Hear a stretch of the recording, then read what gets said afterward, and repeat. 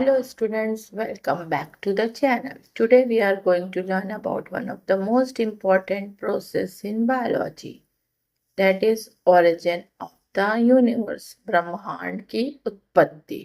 इसमें हम दो थ्योरी पढ़ेंगे। First is the big bang theory, महाविस्फोट सिद्धांत, and second is the nebular hypothesis, निहारिका परिकल्पना। इसको एक एक करके चलिए देखते हैं। The Big Bang theory is the leading scientific theory that explains the origin and early evolution of the universe. According to this theory, about 13.8 billion years ago, the universe was in extremely hot and dense state. It then began to expand rapidly. महाविस्फोट सिद्धांत ब्रह्मांड की उत्पत्ति तथा उसके प्रारंभिक विकास को समझाने वाला प्रमुख वैज्ञानिक सिद्धांत है। इस सिद्धांत के अनुसार लगभग 13.8 अरब वर्ष पहले ब्रह्मांड अत्यंत गर्म और सघन अवस्था में था, that is extremely hot and dense state. इसके बाद इसका तीव्र विस्तार प्रारंभ हुआ। It began to expand rapid. इसी प्रारंभिक विस्तार को समांतर बिग बैंग कहा जाता है। There are stages in this big bang theory.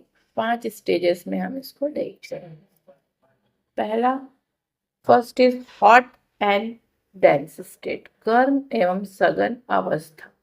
प्रारंभिक ब्रह्मांड अत्यंत गर्म और सघन था, इसमें बहुत अधिक ऊर्जा मौजूद थी। Second step is the expansion of the universe, ब्रह्मांड का विस्तार। The universe began to expand and this expansion continues even today. अर्थात ब्रह्मांड का विस्तार प्रारंभ हुआ और यह विस्तार आज भी जारी है। यहाँ हम देख सकते हैं किस तरीके से ये फैल रहे हैं।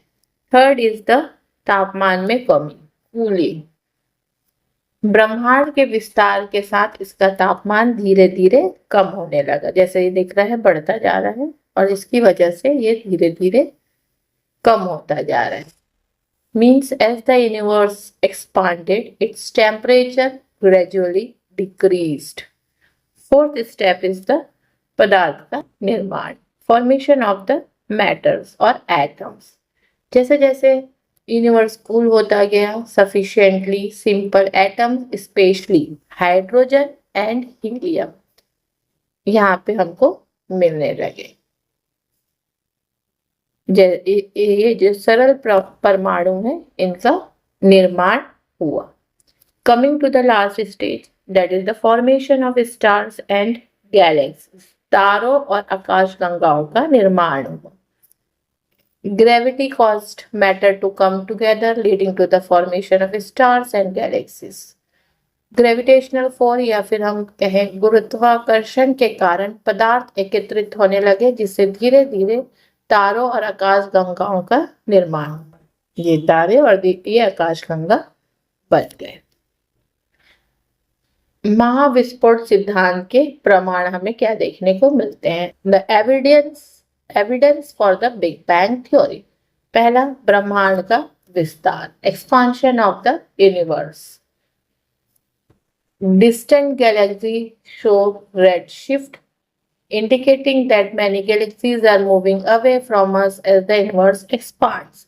ये हमको देखने को मिलता है आकाशगंगाओं में, दूरस्थ आकाशगंगाओं में रेड शिफ्ट दिखाई देता है, जो ये दर्शाता है कि ब्रह्मांड के विस्तार के साथ अनेक आकाशगंगाएं हमसे दूर जा रही हैं। यह ब्रह्मांड के विस्तार का एक महत्वपूर्ण प्रमाण है।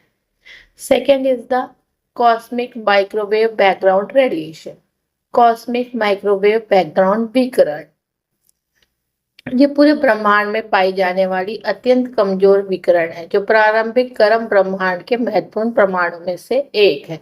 It is the weak radiation detected throughout the universe and is important evidence for the hot early universe. Third है हाइड्रोजन और हीलियम की प्रचुरता, abundance of light elements. ब्रह्मांड में पाए जाने वाले हाइड्रोजन और हीलियम की प्रचुरता बिग बैंग न्यूक्लियोसिंथेसिस की वैज्ञानिक भविष्यवाणियों के अनुरूप है। एबंडेंस हाइड्रोजन और हीलियम पाया जाता है in the big bang theory. Short में कहें तो ये 5 स्टेप है। पहले एक्सपांशन हुआ, फिर कूलिंग हुआ, फिर फॉर्मेशन ऑफ एटम्स हुआ, फिर formation of stars and galaxies. इन सबको मिला करके हम बिग बैंग थ्योरी कहते हैं। This first step expansion, cooling, formation of matter and formation of stars and galaxies, और ये इसके प्रमाण है। Redshift, cosmic microwave background radiation और हाइड्रोजन हीलियम का एबंडेंस होना इसको प्रमाणित करता है। This is all about the big bang theory. Now we will see the nebular hypothesis. निहारिका परिकल्पना क्या है? ये हमारे सोलर सिस्टम मतलब सौर मंडल के निर्माण को समझाने वाली एक महत्वपूर्ण परिकल्पना है। निबुलर हाइपोथेसिस के अनुसार हमारा सौर मंडल गैस और धूल के एक विशाल घूमते हुए बादल से बना, जिसे निबोला या निहारिका कहा जाता है। Our solar system is formed from a huge rotating cloud of gas and dust known as nebula या निहारिका। इस परिकल्पना का प्रारंभिक विचार इमैनुअल कांट ने 1755 में प्रस्तुत किया और बाद में पियर साइमन लैप्लास ने 1796 में इसको डेवलप किया, विकसित किया। इसका मुख्य विचार, इसका मेन आइडिया था कि शुरुआत में अंतरिक्ष या फिर स्टार्टिंग में गैस और धूल का एक बहुत विशाल बादल मौजूद। According to Nibular hypothesis, the solar system began as a large cloud of gas and dust in space. ये दिख रहा है अंतरिक्ष में ये मौजूद थे, जिसको कि हमने क्या कहा, निबुला। अब देखते हैं इसी निहारिका से सूर्य और ग्रहों का निर्माण हुआ, सन एंड प्लैनेट्स बने। ऐसे इन्होंने परिकल्पना की थी, हाइपोथेसिस की थी। नाउ फर्स्ट इज द निहारिका, nebula cloud. A huge cloud of gas and dust existed in space. सबसे पहले अंतरिक्ष में गैस और धूल का एक विशाल बादल मौजूद था। यही निबुला क्लाउड, निहारिका सौरमंडल के निर्माण का प्रारंभिक पदार्थ था। नेक्स्ट, ग्रेविटेशनल कॉन्ट्रैक्शन, गुरुत्वीय संकुचन। Due to gravity, the material of the nebula started moving towards its center and the cloud began to contract. ये जो बाहर के हैं, ग्रेविटेशनल फोर्स की वजह से, ये गुरुत्वाकर्षण की कारण ये जो फैले हुए हैं, ये केंद्र की ओर आकर्षित होने लगे और धीरे धीरे सिकुड़ने लगे। इसलिए इसका नाम है ग्रेविटेशनल कॉन्ट्रैक्शन या गुरुत्वीय संकुचन। Third step is rotation and flattening, घूर्णन एवं चपटा होना।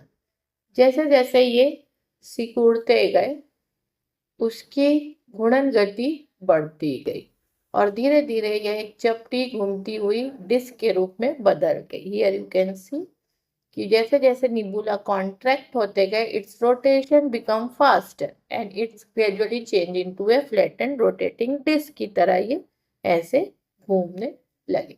जैसे जैसे निहारिका ये डिस्क की तरह ये बदलते गए। इसी डिस्क को आगे चलकर हम प्रोटोप्लैनेटरी डिस्क कहा जाता है। नेक्स्ट, फिर ग्रहों का निर्माण हुआ। पहले तो सूर्य का निर्माण हुआ।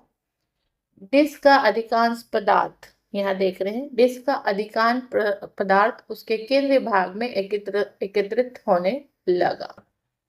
Material moved toward the center of the disk. Due to increasing pressure and temperature, the central region eventually became the sun. केंद्र में पदार्थ की मात्रा, दाब और तापमान बढ़ता गया और अंततः केंद्रीय भाग में सूर्य का निर्माण होता गया। ये सिकुड़ते गए, गोल घूमते गए और ये एकत्रित होते गया, होता गया और ये फिर बीच में सेंटर में आके सूर्य का निर्माण हो गया। नेक्स्ट है ग्रहों का निर्माण, फॉर्मेशन ऑफ द प्लैनेट्स। सूर्य के चारों ओर जो बचा हुआ पदार्थ आपस में टकराकर और जुड़कर छोटे छोटे ठोस पिंड बनाने लगे। द रिमेनिंग मटेरियल, अब जो यहाँ पे बच गया है, ये कोलाइड होते गए आपस में and stick together forming small bodies, जिसको कि हमने प्लैनेट्स का नाम दे दिया। नेक्स्ट इज द सौरमंडल का निर्माण, formation of the solar system. इन ग्रहों के क्रमिक एकत्रित की प्रक्रिया को अभिवृद्धि कहते हैं। इस प्रक्रिया के द्वारा बड़े पिंड बने और अंततः ग्रहों का निर्माण हो गया। अब ये ग्रेजुअली बीच बीच में आते गए और through aeration forming longer bodies, larger bodies, और ये प्लैनेट बन के ये सूर्य के चारों ओर इसी तरीके से ये घूमने लगे। तो formation of the solar system हमने यहाँ से देखा स्टार्टिंग से। सबसे पहले तो गैस एवं धूल का बादल था, this is gas and dust cloud.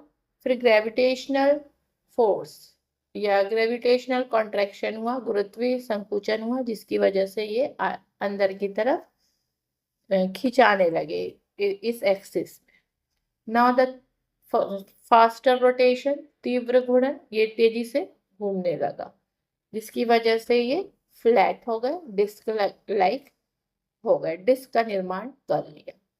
फिर धीरे धीरे और ये और अंदर जाते गए और ये फिर बीच में सूर्य का निर्माण हो गया, फॉर्मेशन ऑफ द सन। फिर ग्रहणों का निर्माण हुआ, धीरे धीरे धीरे करके, अभी बीच का तो हो गया, फिर ये आपस में जो थे ये टकराने लगे, जिसकी वजह से बीच बीच में इस तरीके के ये प्लैनेट्स बनते गए और इस तरीके से हमारा सोलर सिस्टम बना। इसमें से अर्थ इस पृथ्वी एक प्लैनेट है, तो इसलिए हम इसको पढ़ रहे हैं ताकि ओरिजिन ऑफ लाइफ में हम देखेंगे कि पृथ्वी प्लैनेट है ना। अब पृथ्वी में कैसे ओरिजिन ऑफ लाइफ हुआ, तो ये जो निहारिका परिकल्पना है, न्यूबुलर हाइपोथेसिस है, ये बताता है कि सोलर सिस्टम किस तरीके से सौर मंडल का निर्माण किस तरीके से धूल, गैस और धूल के घूमते हुए बादल से बना। Rotating cloud of gas and dust से सोलर सिस्टम का निर्माण हो गया। बहुत से बच्चों को दोनों ही थ्योरी, बिग बैंग थ्योरी और नेबुलर हाइपोथेसिस में बहुत कंफ्यूजन होता है, इसलिए आज हम इसमें दोनों में डिफरेंस भी देखते हैं। तो जो बिग बैंग थ्योरी है, ये जनरली हमको बताता है ब्रह्मांड की उत्पत्ति एवं विकास को दर्शाता है, ये origin and evolution of the universe। whereas जो न्यूबुलर निहारिका परिकल्पना है, ये सौरमंडल सोलर सिस्टम का फॉर्मेशन या सौरमंडल का निर्माण को बताता है। बिग बैंग थ्योरी के अनुसार ये अत्यंत गर्म एवं सघन प्रारंभिक अवस्था से विस्तार होकर के बने।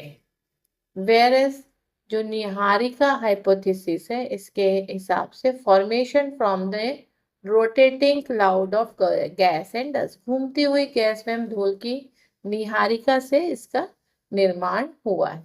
ये बताता है पूरे ब्रह्मांड का निर्माण कैसे हुआ, ये बताता है कि सोलर सिस्टम या सौरमंडल का निर्माण कैसा हुआ, ये न्यूबुलर हाइपोथेसिस बताता है।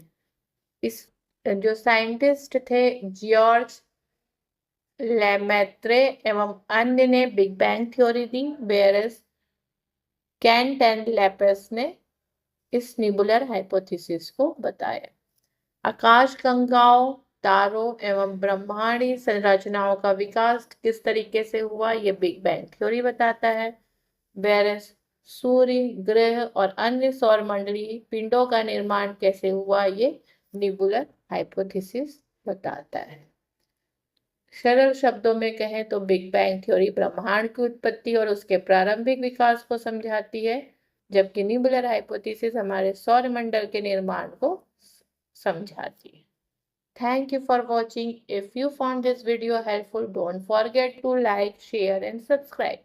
For more biology lectures, see you in the next video. Happy learning!